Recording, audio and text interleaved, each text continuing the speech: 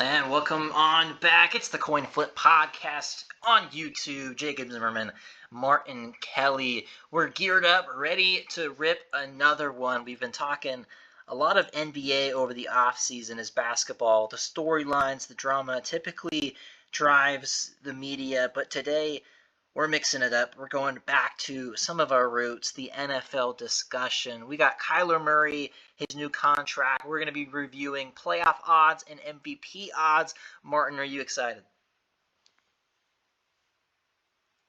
I'm more than excited. I'm more than ready to do this, man. Let's get it going. Let's go.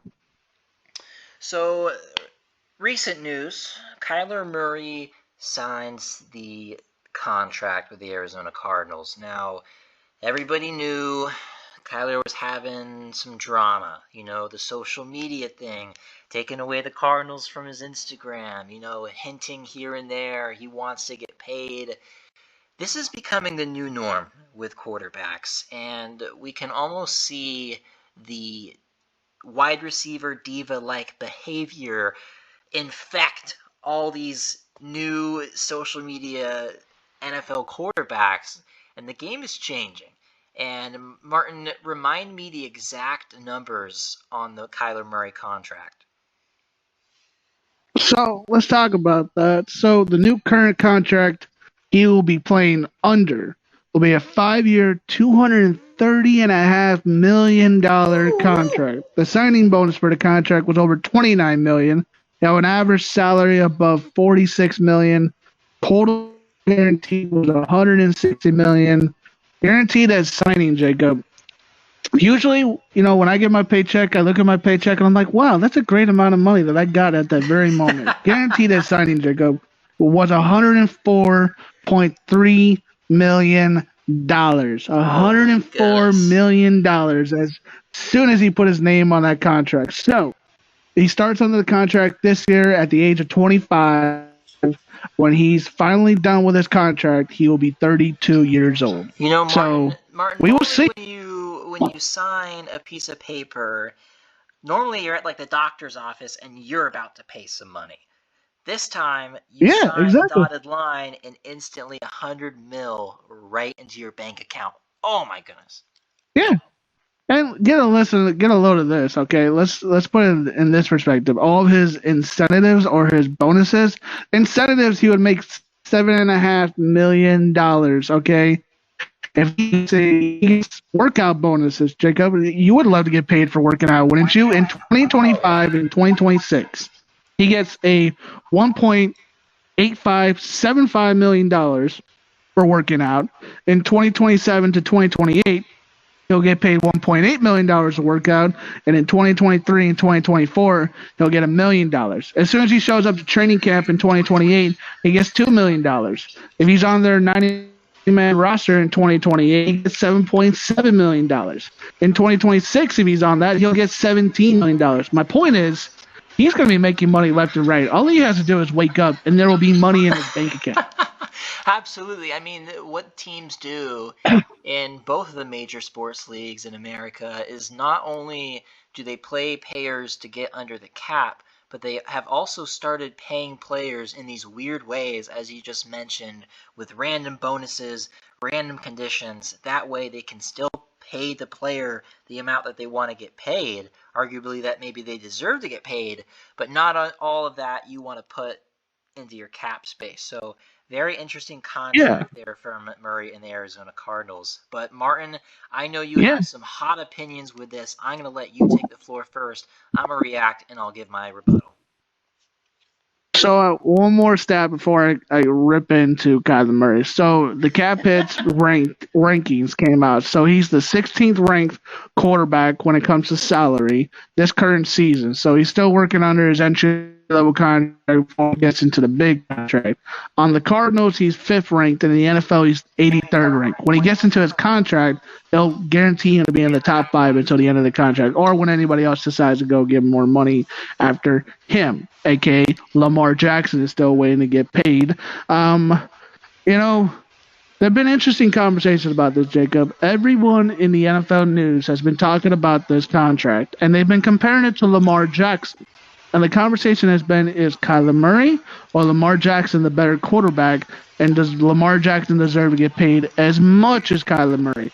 I'm going to answer that as in yes. And there's a simple answer to why Lamar Jackson deserves more money than Kyler Murray. It's simple. Lamar Jackson won an MVP in this league. I don't care what anybody says. Yes, Lamar Jackson's a little bit more of a runner than a passer. He hasn't won a playoff game yet.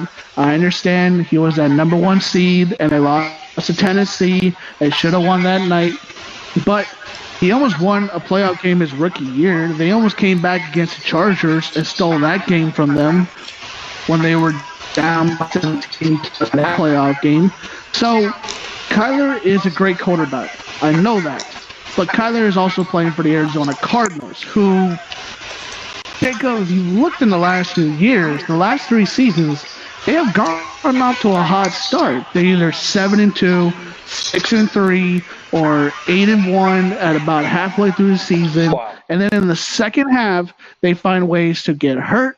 They find ways to lose football games. They find ways to make excuses. And somehow Kingsbury is still in Arizona trying to convince people that he's not a second half collapse type coach. And I just think that Kyler is amazing, but I just don't see the complete package when it comes to a quarterback. And I believe that affects how he should have got paid. I don't think he's a guy that should have got over $230 million. I don't believe he's worth over $100 million.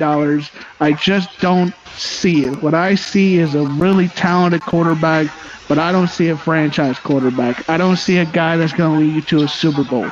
I see a guy that will put up good stats, that will entertain you. You know, him and DeAndre Hopkins and that entire offensive line, that defense of theirs with Isaiah Simmons and Budda Baker. I mean, they have talent all over that roster, Jacob.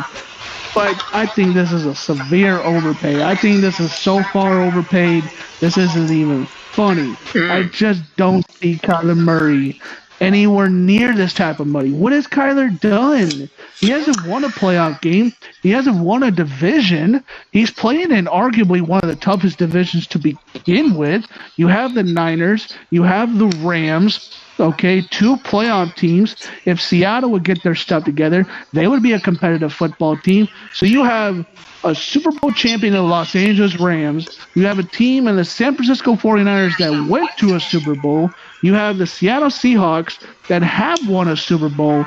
And Arizona is the only team out of all those guys that haven't won a Super Bowl and haven't put up a Super Bowl caliber team since they went to the Super Bowl and lost to the Pittsburgh Steelers. I just don't see it. I think this is an overpay.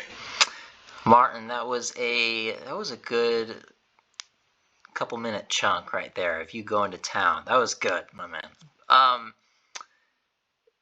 I'm noticing an issue, and it's not with Kyler Murray. It's not with the quarterbacks. It's almost with the system. I'm gonna be the guy to blame it on the system once again. I mean, the issue here is that if you are a top 10, even top 12 quarterback in the league, when it's time for you to get paid, somehow, some way, these guys are able to get top dollar. These guys are able to get paid the absolute max, and that is why the system is flawed. The trend here is that these quarterbacks want to feel like their team believes in them and that their team thinks that they can be the guy to win a Super Bowl, meaning that they're one of the best quarterbacks in the league. The problem is a lot of these guys are just outside that, mark of being good enough, and they put the pressure on their team to pay them. And then we have situations that happen to where a couple years down the line, example, Dak Prescott, they're having to let Amari Cooper go. Guys go. They paid Ezekiel Elliott. That didn't turn out very well. A lot of these guys on the team, aren't performing well, and you have Dak's huge contract that you got to swallow when he's not good enough to carry the franchise. So going back to Kyler Murray in this specific situation, Martin, if you look at the other quarterbacks who have been paid top dollar, or you could call them max, really, Kyler Murray's good enough to be in that conversation. According to that calculation, he is deserving of the $230 million. The problem, in reality, it's going to come back to hurt the team. We're starting to see this happen with the Chiefs and Patrick Mahomes already having to get rid of Tyreek Hill. We don't know what's going to happen with Mahomes' stats, his wins going forward. But we do know is that if quarterbacks continue to follow this problem, the teams are ultimately going to have a problem as well. Tom Brady made a good move in the middle of his career, late in his career, by starting to take less. And that might be the number one reason that the Patriots were able to win those Super Bowls, on top of everything. So is Kyler Murray worth the $230 according to the other quarterbacks who've gotten paid top dollar? Yes, he absolutely is. Is this contract a good thing for the Arizona Cardinals? I'm not quite sure. And the Cards are going to have to go in all right now before that contract kicks in, or else it's not going to be good. I 100% agree with you on that. Something about, I don't know, just something about Kyler Murray and the Arizona Cardinals. I mean, think about it, Jacob. When was the last time we talked about anything good about the Arizona Cardinals? Martin, they had a good start. They had a good start, but everyone was calling them frauds. They were the Pittsburgh Steelers of the year prior. My Carolina Panthers, who have won 15 total games in the last 3 seasons, were able to pull off one of the biggest upsets of all last season by beating the Cardinals last year. That is a huge shocker to me, a Panthers fan. That's a shocker to everyone around the country. I mean, the Cards have flaws. Securing Kyler Murray is the first thing you need to do, but they don't have a long window. No, you're absolutely right about that, Jacob. They don't have a long window. And, you point out something about the fact that, other quarterbacks in the league are getting paid high top dollar. And because you're getting paid high top dollar, teams are having to chunk out high top dollars for quarterbacks. Quarterbacks have become the absolute most important thing on a team since the passing game is completely and utterly taken over the NFL. Prior to this, you could have said that quarterbacks don't deserve to be paid top dollar because your running back was part of your offense, or your tight end was a big part of your offense, or it just wasn't, your quarterback making everything go. But because the league is so focused on scoring and high scoring, and Jacob, I don't know if you remember. Do you remember that Los Angeles Kansas City football game on Monday night where it was like 52-47 and everybody had over a bazillion yards and a bazillion stats and whatnot? And those numbers attract the NFL to more fans, and they want to see that. They want to see high-scoring games. They want to see big-time numbers. And when you put up big-time numbers and you put up big-time stats, and your team goes from making no money to making a chunk of money, quarterbacks want a slice of that pie. I don't hate on them for wanting a slice of pie. Not at all. Get your money, man. Get paid what you rightfully deserve.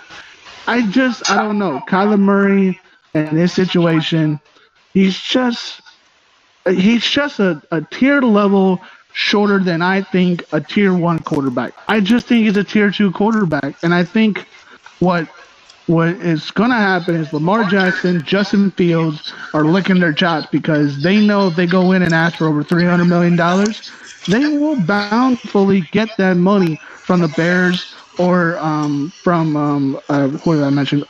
Lamar Jackson from the Ravens, and they're debating that right now. How much money should we save to pay our quarterbacks? And that's going to be a conversation that's going to be interesting in a few years. That is the Kyler Murray discussion here on the Coin Flip podcast. I like you sneaking in Justin Fields there at the very end. Let's move on now to Thank you. MVP. So, Martin, I got the odds pulled up here in front of me, and when I was reading some of these MVP odds, one of the names jumped off the list for you that was at the top. It has a couple different sports betting places. We're gonna, for the sake of this one, we are going to use DraftKings for the NFL MVP odds for the 2022-2023 season. Martin, the top 10 goes as follows. Number 1, Josh Allen. Number 2, Tom Brady. Allen has plus 700. Brady's plus 800. Patrick Mahomes at 3 plus 900. Herbert and Rodgers at 4 and 5 at plus 1,000. Burrow at plus 1,200. Prescott at plus 1,600. He's actually in front of Wilson and Stafford at 1,400 and 1,500. And Lamar Jackson at 2,000. I believe that is 10. Any of those jump off the list to you, Martin? Yeah, I want to know who came up with that list because I believe they were drunk when they made that list. First of all, You're why saying would all you these put sports betting agencies are drunk? what agency, what sports betting agency has the mindset to put the two of the three most recent MVP caliber quarterbacks at the bottom of the list? What makes them think that Justin Herbert deserves to be ahead of Lamar Jackson and Aaron Rodgers on an MVP list? Okay, wait a minute. Go back to the top of the list. I got a bone to pick with that one. Josh Allen is ahead of Tom Brady and Patrick Mahomes. Are you nuts? Listen, I get all the hype. I get all the love for Josh Allen. He's the next kid on the block. He put up an amazing game against Kansas City in the playoffs.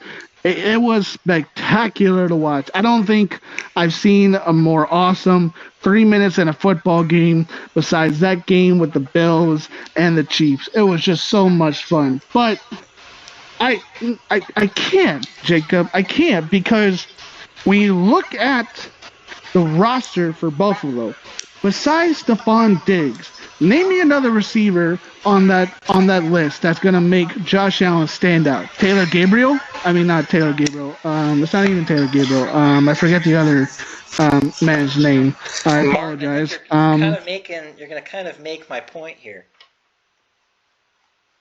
My point is Josh Allen doesn't have enough to get to the MVP conversation. I'm sorry. I put at the top of that list Tom Brady, and I will always put Tom Brady at the top of that list. If he decides to stay in the NFL, he's the number one on that list. Number 2 would be the defending Super Bowl champion, Matt Stafford. You always got to respect the Super Bowl champions like that. 3 would be Patrick Mahomes. 4 would be Aaron Rodgers. I'll give you 5, Dak Prescott, if he puts up good possible numbers. But Justin Herbert, Lamar Jackson, those type of guys, those are 6 through 10. Kyler Murray, those type of guys, those are going to fill your 6 through 10. But have you noticed, Jacob, on that list, if you look at that list, when's the next non-quarterback on that list? Because I didn't hear one non-quarterback. And the first non-quarterback, a running back, a wide receiver, a tight end, who's the first one on that list that's not a quarterback? It's Taylor from the Colts. Jonathan Taylor. Think about that. How, the game has changed so much that running backs aren't even considered a top 5 idea for being an MVP. Jonathan Taylor has had an amazing year last year. Ezekiel Elliott, his freshman year, almost ran for 2,000 yards. Derrick Henry runs over everybody every single week. And none of those guys has touched the top 10 in MVP odds. Why? Because everyone focuses on the quarterbacks. Because all the quarterback numbers are the sexy numbers, and the running backs are a forgotten commodity in the game now these days. And, if you ask me, I think there should be some more respect for those guys because without Derrick Henry, without, Jonathan Taylor, and without some of those top-tier running backs, some of these quarterbacks don't get top-tier money because the running backs do make the quarterbacks look good from time to time as well. Martin, you are sounding like an old head here, talking about the league's changing. Man, the league's been changed. It's a quarterbacks league. The MVP is only going to go to a quarterback for the foreseeable future. Let me first start with the Josh Allen thing. Well, I think it could go either 2 ways. It depends on how you look at the evidence. When you don't have a ton of help around you, it's going to be harder to get wins. But when you get a lot of wins still, if the Bills come out here and win 12 games, with the limited help that you just mentioned, Martin, Josh Allen is going to have a really, really strong MVP case. He gets some like 12, 11, some big-time wins throughout the season. Josh Allen very could win it. He's the next guy up. His stats have pretty much gotten better every single year until last year. They took a slight dip. But, I mean, the Bills, their focus is basically on the playoffs. And I think the number one reason that you could criticize Josh Allen being number one on this list is that the Bills may not take the regular season that seriously. We saw them kind of have a little bit of a slump at the beginning of last season, then they picked it right back up. And Martin, the defense of the Bills is one of the best in the league. So I think Josh Allen being in the number one spot, if he's anywhere in the top three, I can't complain. As for Patrick Mahomes, I think plus 900 is really good. Some of these other sports books have him at plus 800. But Mahomes without Hill, he's now going to have that, refurbished media narrative. It's almost going to be like, oh, a new shiny toy all over again, just because he lost his number one guy. And if everything comes together, the defense has question marks. Sure, there's a load of talent on this team still. They still got, Juju signed in the offseason. They still got Travis Kelce there at the tight end spot. Mahomes has another great season. The Chiefs win that division, especially because it's the toughest division in football. Mahomes will probably get the MVP. I don't think it's going to go to Rodgers. I think voter fatigue is real. Dak Prescott in the top 10 is kind of laughable to me. You could give Stafford his props, although I think he's more of a postseason player. Joe Burrow at plus 1,200 might be a sleeper. And Justin Herbert, man. This guy can really throw the football. Now, I don't know if the Chargers are going to be able to get enough wins. I don't see the Chargers winning more than like 11 games. If they could do that, though, Justin Herbert will have a very good case. And Martin, I want to make a case for a guy who's not even in the top 10, but he is a quarterback. And I've had this mindset as soon as the trade went down early in the offseason. But I think Derek Carr for MVP is a sleeper, man. Derek Carr. You're telling me he's a top 10 borderline quarterback before they get the best receiver in the league, arguably a top 2. Devontae Adams now joins the gray, black, and white in Las Vegas as a Raider. And you're telling me Derek Carr can't even crack the top 10 now? Really? I mean, Derek Carr not only has that, he has Hunter Renfrow. He has Darren Waller. He has Josh Jacobs. If the defense can hold him under 30, they're going to get a lot of wins this season. A lot of wins. The problem, they're in the toughest division in football. They almost need a season of regression from Herbert. They need Russell Wilson to leave all his bags in Seattle.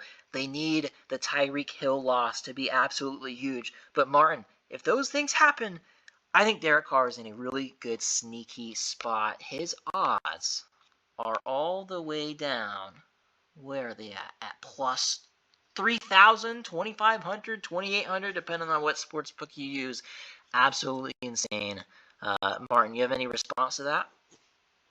I have a response to that. Your first response to the Derek Carr situation. I'm glad you brought that up because I completely forgot about Derek Carr, and that's a good one to pick there, Jacob, because you bring up the actual great points. He's got a now legit offense. Devontae Adams is truly a difference maker. I mean, he just rips secondary coverages like there's no tomorrow. He just has that ability. Hunter Renfrow has got those clean cut, moves as he's coming out of his breaks, and he just finds a way to make a play. And Darren Waller, is arguably, you could say, top 3 tight end. If you want to put Kelce 1, if you want to put Kelce 1 and Andrews 2 and Waller 3, or do you want to put Waller 2 and Andrews 3, or you want to put Waller 1, well, don't forget about Kittle, wherever you. Kittle, you got a good point of Kittle too. I forgot about Kittle, so add that name to the list. So there's 4 tight ends that you can make an argument that are all number 1 tight ends. But my point is, I agree with you, Jacob. I can't argue with that. With Josh Allen, I mean, everyone is giving him the love of him being the next great, Patrick Mahomes. It just seems like he's on that on that roller coaster or that that rise to the top to be that way. I just think everyone is taking this Tyreek Hill loss in Kansas City way too far. I don't think it will have that much of an impact.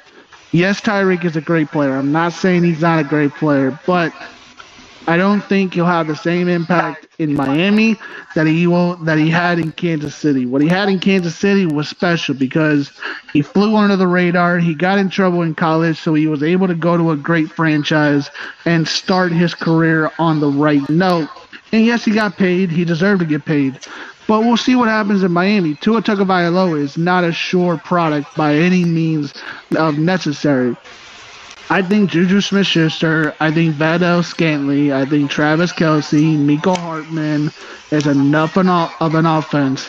Patrick Mahomes will make the right plays. I think they'll be okay there.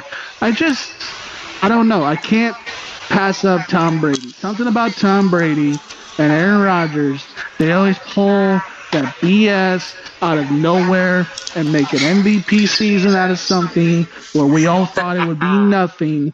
And they end up winning it, dude. I just don't know how they do it. All right, that is NFL quarterback MVP odds. It's obviously going to go to a quarterback. 26 Obviously. minutes in, Martin, let's get to the playoff odds. And we're going to tackle 7 teams here. And these 7 teams are what you would call, if this was the NCAA 64 bracket, Martin, this would be the first 4 in, the first 4 out. Instead, we're doing this for the NFL. We're looking at some team playoff odds. Yes, those do exist. And we're going to also talk about the Panthers and Bears, our 2 teams. And let's start it off with that. Let's look at the Bears. Martin, we probably don't need to keep this one too long, but the Bears at plus No. 360. Put $100 down, you win 360 if the Bears make the playoffs with a 21.7% chance. Martin, is the Chicago Bears making the 2022 playoffs? Yes, they are making the 22 playoffs. You want me to go even further than this? I can go off the entire rails on this one. Let me make this even more let me make this even more crazy, Jacob. Not only will they make the playoffs, they're going to win the division. And when they win the division, they're going to get the number 1 seed in the NFC. And when they get the number 1 seed in the NFC with a 15-1 record, okay, their only loss coming to probably one of those Green Bay games. And when they win the Super Bowl, and when Justin Fields wins the Super Bowl MVP, I'm going to collect all of my money from all of the bets that I made on the Bears. I really hope, actually, I really don't hope, because you're my friend, I really don't hope that you put your money where your mouth is with that one. There is no response needed from me on the Bears. We're just going to go right into the Carolina Panthers. Yes, to wrap it up before you go, Jacob, yes, I do believe the Bears got a small chance in making the playoffs. I would make the bet. All right, the Carolina Panthers, believe it or not, have worse odds than the Chicago Bears. Boy, have the tides turned since we have met, Martin. But plus 410, a 19.6% chance of making the playoffs. Here's my thing with the Panthers. Everybody knows about Christian McCaffrey, and it's almost like everybody is assuming Christian McCaffrey is going to get hurt. Now, while that might be a safe bet, the odds of McCaffrey missing more than 5 games this year are probably high. It's almost like it's disrespectful, too, in a way, right? I mean, it's kind of like the Anthony Davis thing where everyone's counting out the Lakers because this guy can't stay healthy, but on paper, they're a really good team. It's similar with the Panthers. I mean, McCaffrey, I think, is a top 3 running back in football if he can play a full season. DJ Moore, he's one of the most slept on players in the entire league. You're talking about a guy who's been, in that 5th spot in receiving yards total on the season twice now, I think. If he were to have a good quarterback, he could be a top 3 receiver in football. I think he has that potential. But everything outside of those two guys is suspect. Now, while the defense is getting better, J.C. Horn's coming back, Brian Burns is improving. You got some nice pieces in there somewhere, and they'll probably be one of the top 12 defenses. Even if you have a good defense, if the offense plays like crap, which it has in the past, there's no chance. Baker Mayfield, he is a total wild card. Me or you have no idea what to expect with this guy. And I think because he is such a wild card, the odds makers in Vegas are really staying away. Panthers 410. That's probably not a bet you want to put your money on. No, that's not a bet. All right, let's get to the top of the list. Who's at it? The Philadelphia Eagles, Martin, the Eagles come in with odds of minus 155, a little bit over, what you would call a 50-50 split, 61% chance to make the playoffs, especially after the A.J. Brown trade. Martin, what do you think of that Eagle bet? Well, that's an interesting bet. That's an interesting bet because the Dallas Cowboys are still in that division. And if I heard you correctly, basically the media has written off the Dallas Cowboys and has already awarded the Eagles the NFC East title before the season has even begun. So we'll see if they can hang on to that title towards the very end of the season when they're trying to lock it up in the last couple weeks. I would take that bet. AJ Brown, Devontae Smith, Jalen Hurts, they got a good offensive line that's been getting better. If they can keep their running backs healthy and if their defense can show up, they did draft, some good players. They got a linebacker and a defensive end from Georgia. So we'll see how well competitive they are. I don't think that's a bad bet at all, Jacob. Martin, I got something to say for the Eagles bet. If you bet on the Eagles, your pocket might hurt. Your pocket might hurt after placing the Eagles bet, the Eagles' future to make the playoffs. It's not that I don't think the Eagles should be the favorite to win the division. It's not that I don't think that they should have a minus next to their number in the odds. But it's not a safe bet for me. I just think there's too many things that could go wrong. Somehow I think the Cowboys find a way to make things happen in the regular season and then completely fail in the playoffs. I don't know if Philly has that same magic where they can piece it together. I could still see the Eagles taking a loss to the Washington Commanders. I could still see them taking a loss, to the Cowboys. They could lose to just about anyone in this division. And when you look at it, that's a pretty easy division. If you don't nearly sweep your division, the Eagles are going to have a hard time. So on to the next one. We've already been talking about this team. It's the Arizona Cardinals, so we can keep it a little shorter. This is maybe the closest bet to a 50-50 thing you're going to get. 51.22% to be exact. Minus 105. The Arizona Cardinals. Martin, are you putting that bet down?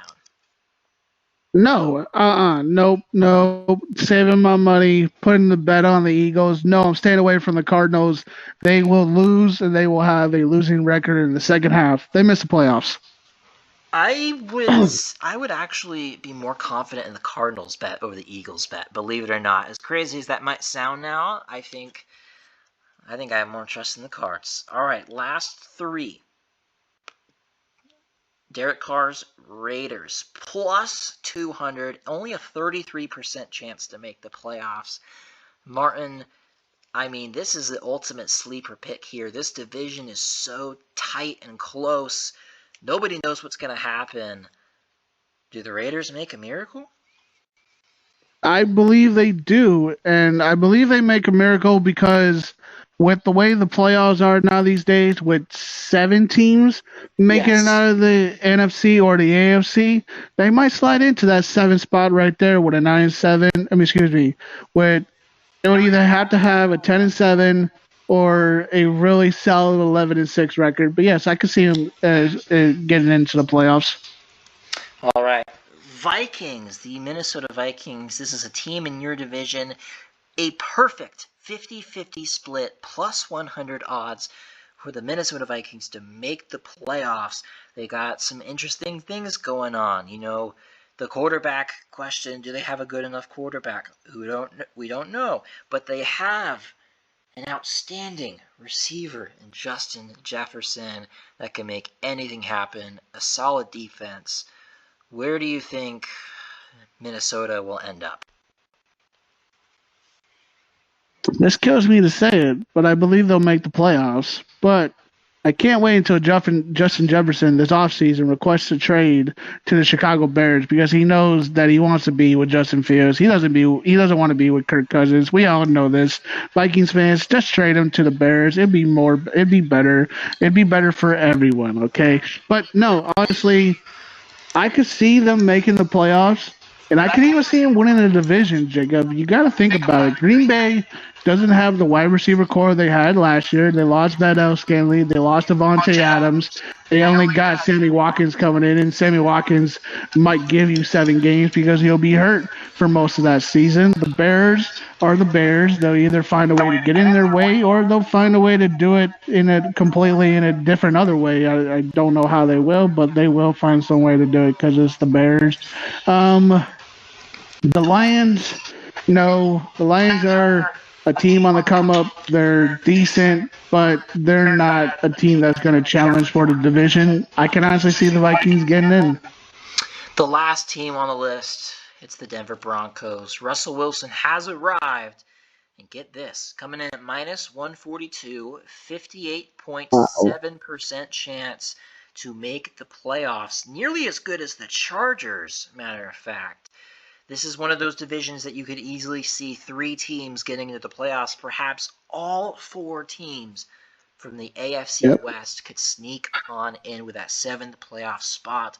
To see the Broncos have this much of a gap between the Raiders is actually really shocking to me. I mean, the Broncos have some nice pieces on the roster.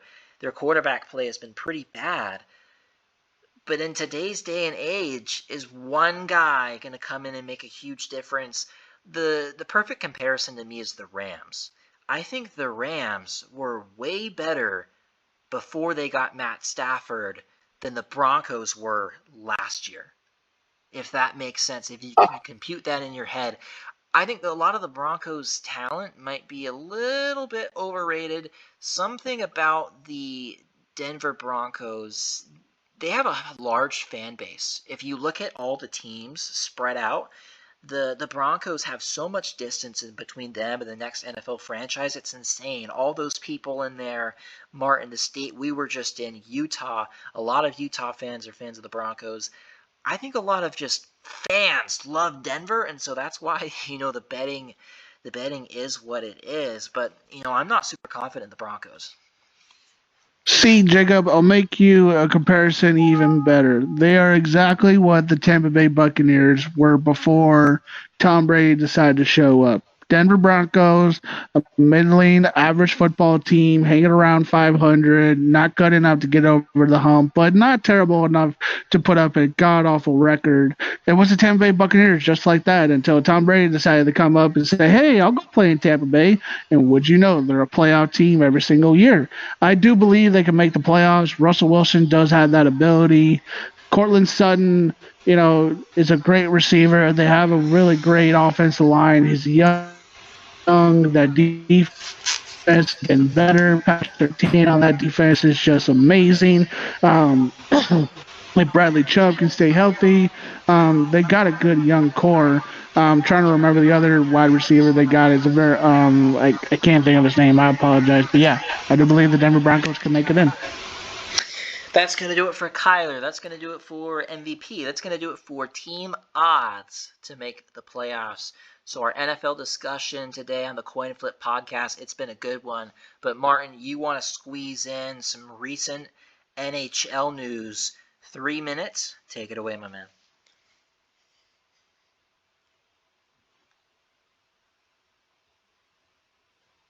Yeah, let's do that here for a few minutes here. If you don't know, Matthew Tkachuk from the Calgary Flames got traded to the Florida Panthers.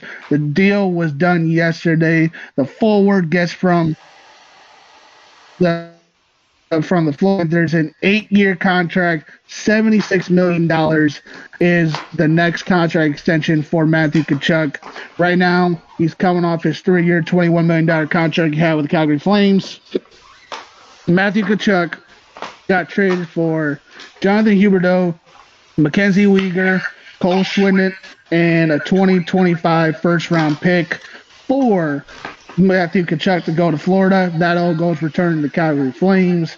This is really simple, Jacob. This is a complete and total L of a trade for the Calgary Flames and for the Florida Panthers, Jacob. I mean, for the Florida Panthers to begin with, you gave up not only your 2 young players that you built around, you gave them another first-round pick in Cole Schwindt, who was a great player, and you gave him a first-round pick for Matthew Tkachuk, who is a great player. Don't get me wrong, but let's put it this way, Jacob. It would be like paying. It'd be paying Miles Bridges a serious amount of money, right? Miles Bridges is a decent player in the NBA, and we know what he's going through right now, but he's more of a goon than he is. He's more of an enforcer than he is more of a true all-around basketball player. He plays all down low and plays the dirty game, and Matthew Tkachuk plays the dirty game in the NHL. He's the one that will pick fights with you. So he's a fighter. He's an aggressor. He's just gonna be sitting in the box. He's gonna be sitting in the penalty box for 5 minutes because he's gonna find a fight with someone. And you know what? I'm proud for Matthew Tkachuk for getting paid. This all comes because Johnny Gaudreau, the former captain for the Calgary Flames, decided to go sign with the Columbus Blue Jackets, and Calgary was told by Matthew Tkachuk he was not going to re-sign, so they had to trade him. They had to get something, otherwise they were going to lose him for nothing. Congrats to Matthew Tkachuk. He's now a Florida Panther. Jonathan Huberdeau, Mackenzie Weegar, Cole Schwindt, and a 2025 first-round pick. Calgary. Both teams are going to have to start figuring this one out. Florida is a team that could go after the Stanley Cup next year. Calgary Flames, they want to work off this young talent and build up a team in the next couple of years that might compete for a Stanley Cup. But Matthew Tkachuk is no longer a Flame. He's a Panther. And that is going to do it for the Coin Flip podcast. Big NFL show today. Maybe we'll bounce back with some NBA, especially if that KD or Kyrie trade goes down. Martin, I saw a 5-team deal proposal on Bleacher Report that would have all those trades all combined into one. Crazy, crazy stuff. If you love sports talk, stay tuned. We're going to keep the content plugging this offseason. Martin Kelly, Jacob Zimmerman. Martin, any last final words?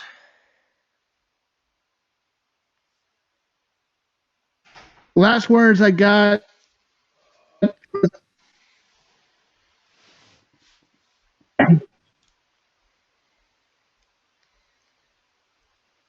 Martin?